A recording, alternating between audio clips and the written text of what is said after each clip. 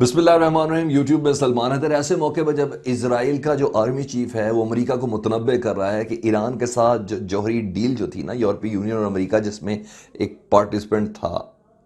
اس کے اندر امریکہ اب دوبارہ شامل نہ ہو، یہ وہ انتخابی نعرہ تھا جس کے متعلق جو بائیڈن کہہ رہے تھے کہ ٹرمپ 2015 میں جس معاہدے سے باہر نکلے تھے ایران، یورپ اور امریکہ کے بیچ کے، ہم اس معاہدے کے اندر دوبارہ داخل ہوں گے۔ ایران سے متعلق اسرائیل کے آرمی چیف یہ کہہ رہے ہیں کہ ہم آنے والے وقت میں مکمل طور پر ایران پر حملے کا یقین رکھتے ہیں اور صرف مناسبت سے، اور اس سلسلے میں کہا ہم نے باقاعدہ طور پر حکم بھی صادر کر دیا ہے اور امریکہ کو متنبع کریں کہ کسی طور پر بھی اس ٹریٹی کے اندر دوبارہ شامل نہ ہوں۔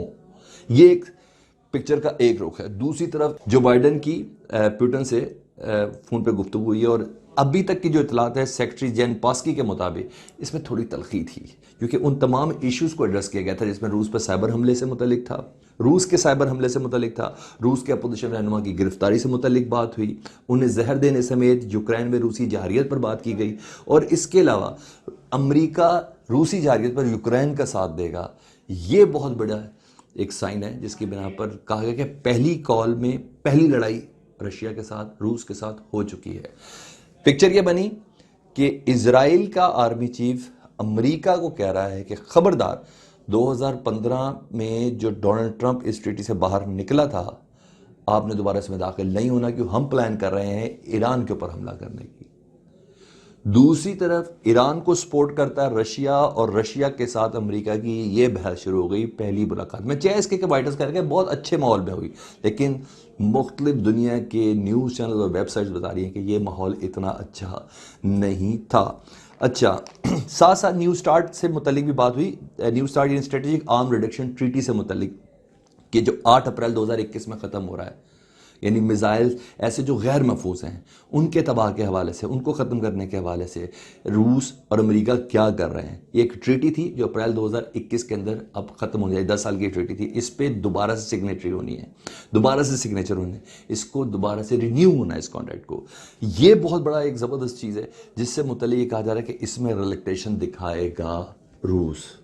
کیونکہ پچھلے 10 سالوں میں اس پہ روس نے زیادہ کام کیا، امریکہ نے کم کام کیا۔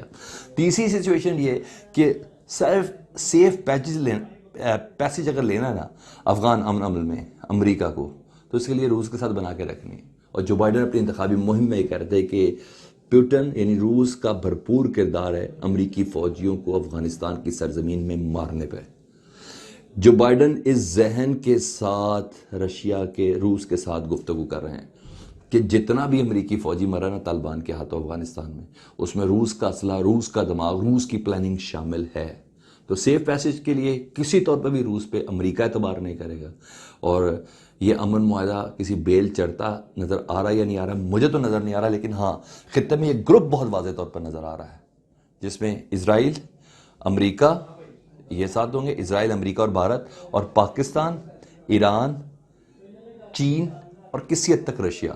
یہ ایک گروپ کے اندر ہوں گے۔ مفادات کی جنگ ہے اور اس علاقے کے اندر بہت تنگی میں دیکھ رہا ہوں، اور مجھے ایسا لگتا ہے کہ آنے والے وقت میں میں یہ تو نہیں کہتا کہ جنگ چھڑ جائے گی یا ایسا ہوگا کہ بہت بڑا کوئی حملہ ہونے والا، لیکن ہاں ایران کی سرزمین سے کوئی حملہ ہو سکتا ہے یا ایران کی سرزمین پر کوئی حملہ ہو سکتا ہے، لیکن دو سپر پاور جس میں روس اور امریکہ ہیں یہ آمنے سامنے ضرور ہوں گی، نہیں تو کسی طور پہ بھی اسرائیل کا آرمی چیف ڈائریکٹ امریکہ سے گفتگو کرتا اور یہ متنبع کرنے کی ضرورت نہ کرتا کہ ایران کی کسی ٹریٹی کے اندر دوبارہ داخل نہ ہو، کیونکہ ہم حملے کی پلاننگ کر چکے ہیں۔ اجازت دیجیے، خدا حافظ۔